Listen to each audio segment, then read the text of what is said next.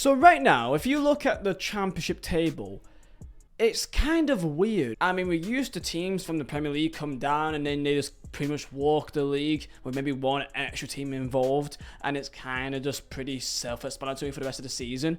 This time round, I don't even know what's going on here, lads. If you're someone that doesn't follow the championship, just try to tell me who you think is in top 6. Just on top of your head, like what teams do you think would be in there? Because, you know, if you support like a Premier League team, you probably won't be looking at championship each week. So, you know, you won't be keeping on top. So you may be thinking, oh, well, I'm sure, you know, Sheffield United is up there and probably West Brom maybe or Norwich, you know, teams that typically are near on the edge. You may even say Watford maybe, I don't even know. But no, none of them are up there. Even close for some of them. Top 6 is Coventry City, which may not be surprised. Middlesbrough, again, reasonable. Stoke City, as if we're still in 2016 or something. Preston North End, Hull City, which Hull was alright. They were diabolical. Everyone thought they would go down. I didn't, to be fair, because I'm smart. And then Millwall, who I guess in 6th place is reasonable considering their recent form. Where's Sheffield United? 22nd. They're in a relegation zone. It's November. Ipswich was pretty poor, but they've kind of made their way back up. But even the promoter teams like Leicester is 12th and Southampton is 17th. And then we get onto the point of today's video, Norwich City, which famously is known for the best goal song of all time. Play the music. Yeah, if I was at Carrow Road and I heard that blasting in the 90th minute, then I also want to smash my head against the wall too. So let's get into Norwich City, who are currently found 23rd in the table, which Norwich is just kind of always a safe bet that they'd probably be in playoffs again soon because it's Norwich City in the Championship. Norwich is the most famous yo-yo club in the last 10-15 years, especially in the late 2010s to the early 2020s with Daniel Farke and Timu Pukki, Todd Cantwell, Tim Krul, Matt Sirens, Ben Godfrey. These are just players on top of my head. Timu Pukki is the icon of Norwich City, of course. So I've spoke to a few Norwich friends of mine because I saw the table thinking, what? And was just baffled of how it got so bad. So if you're a Norwich City fan, apologies, and comment down below your thoughts down below in terms of your thoughts on them. Like and subscribe, and of course Vizeh Designs for the best football prints all made by myself. Use code Black Friday. There's like 40% off right now. The best discount I'm gonna have on the site until probably the 1st of December for Christmas. So go take advantage of that right now. Get your Christmas gifts in early. Plus also Everbook, my custom photo book company as well, for your gifts to your mum or your dad or whatever else, or a dog photo book. Do it if you want here, boys. Link down below. Again, Black Friday for massive percentage off. Again, another like 35-40% there as well. And let's crack into the video, yeah? Let's go. Also, one little detail, my last video, my football YouTube one, great video by the way, go check it out. I had like a joke in there about like me being single or something, and then everyone thinking that like I've just been recently single or something. No, this happened like a year and a half ago. I did a video on it, but yeah, everyone now thinks I'm like a divorced dad. I'm a chronic alcoholic or something. No. I think the best indicator of what's happened at Norwich can be explained by one transfer this summer, which is a talk of everyone at Norwich and also Ipswich. Marcelino Nunez. This was seen at the time to be one of the better players, at least one of the better creative-minded players at Norwich City. When Burnley played them, he was definitely one of the only ones that I had any sort of worries about because he could actually make something happen from nothing. And this lad that's been there for, you know, a year or 2-3 years, went to Ipswich. Now, of course, people may have their jokes about Norwich City and Ipswich Town, thinking that they're not really a big rivalry, East Anglia, they're a bit too friendly. Norwich and Ipswich are famously known for being quite nice people, and it's not really a big, scrappy derby day. But saying that, you don't need to brutally murder the opposition fans for it to be a good derby. That's for me personally. Like for me, one of my favourite derbies, you will have a go at me, I like Brighton versus Palace. I think those fans really don't like each other. Doesn't mean they have to fight each other, but I think it's got good banter back and forth online at least. Not every single rivalry in the country has to be the football factory. So this summer, Marcelino Nunez went to Norwich City for a good bit of quid, you know, a good couple of mil, I want to say like £9 million. And there was really no need behind it. They didn't really desperately need the money.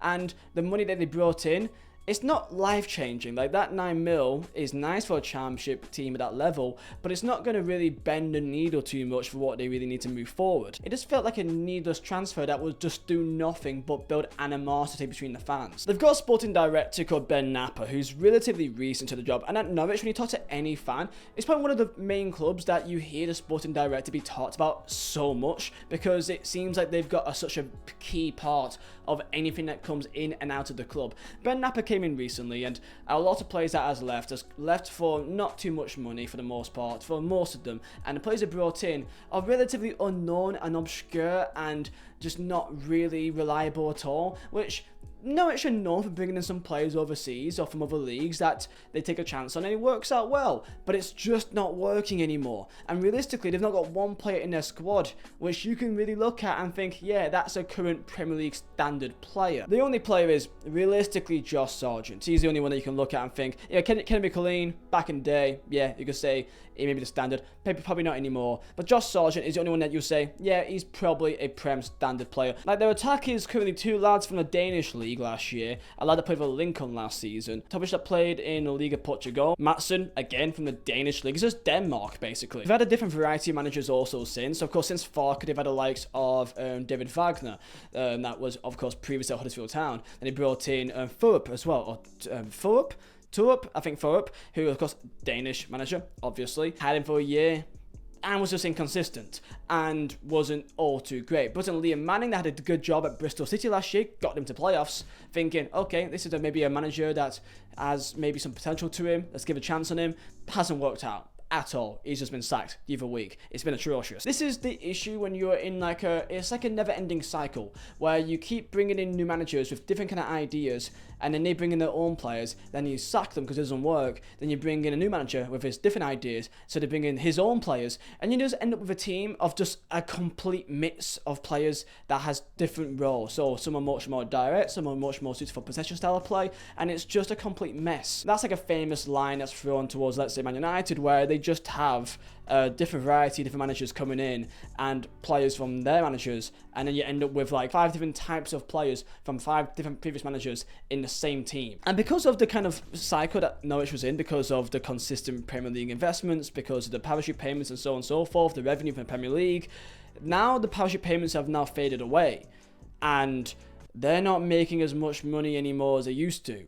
So last year, for example, they made a loss of like £20.7 million, which means that without the Premier League revenue, which they were so used to for so long, they're now relying on now selling players now or academy products to try to bring in some money now instead, because the results ain't really particularly been that great. They also had plans to redevelop and invest in the stadium and the facilities surrounding the infrastructure of the club, which they put some money in, and now it's been paused now. Now, to be fair to Norwich City fans, in terms of their attendances, they've always been solid. If you look at Carrow Road, it's still very much, for the most part, pretty full. They've always filled at Carrow Road, as far as I'm aware. They've always been kind of there.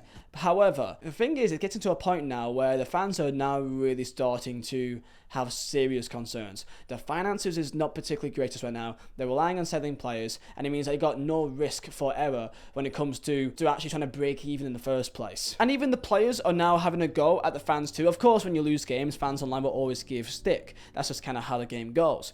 For example, a player which I'm not too surprised was involved in this, Shane Duffy, a person who I would probably predict to be doing something like this, is replying back to fans on Twitter saying, "You're a knob, by the way, and I know your mates." Replied back to himself after that saying, context on this, "You're a gimp, basically. The wrong you're."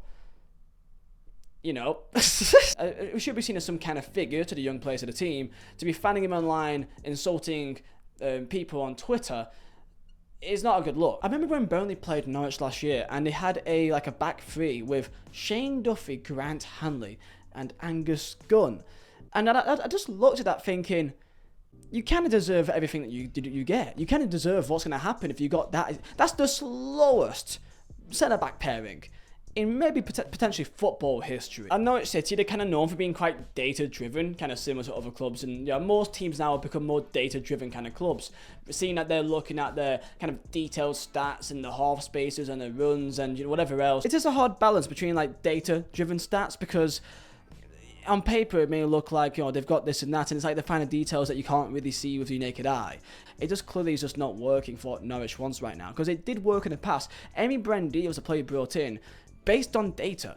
But no, that's how they got him in the first place. So I can't really see the criticism that, but there's been there a lot recently with their current recruitment model, when the reality is that's what also got them their success in the first place. So of course Manning has now been sacked, so they're now bringing in a new manager soon. I've seen some of John Dahl Thomason, who was at Rovers but then just recently at Sweden, and be linked. I swear to God, if they get him, they're not coming up anytime soon, and they may even go down. He's not that good of a manager, guys. If they get him, then they really have big problems. Gary O'Neill could be available. However, I just think that he may think he could get a better job with a better situation. Norwich may be the club I can see him going to, but just not right now. I see Russell Martin. Russell Martin could actually work, I feel like, because his stock is a bit down right now. He's got a point to prove. And of course, he's famously, you know, well known at Norwich for his time there. So Russell Martin could actually not be a bad shout. It just may be a bit too soon after what happened at Rangers, so maybe want some more time away. Why am I seeing Erik ten Hag at 16-1 to manage? Erik ten Hag at 16-1 to manage Norwich City. All right, fair. So comment down below your thoughts on Norwich. It's been a disaster. I'm looking at the team. It's not great. Like they've got, other than Josh Sargent, maybe Kenny McLean, but he's kind of past it now. I can't see any real quality there. There's some players that could maybe, like Kvisgaarden from Denmark last year.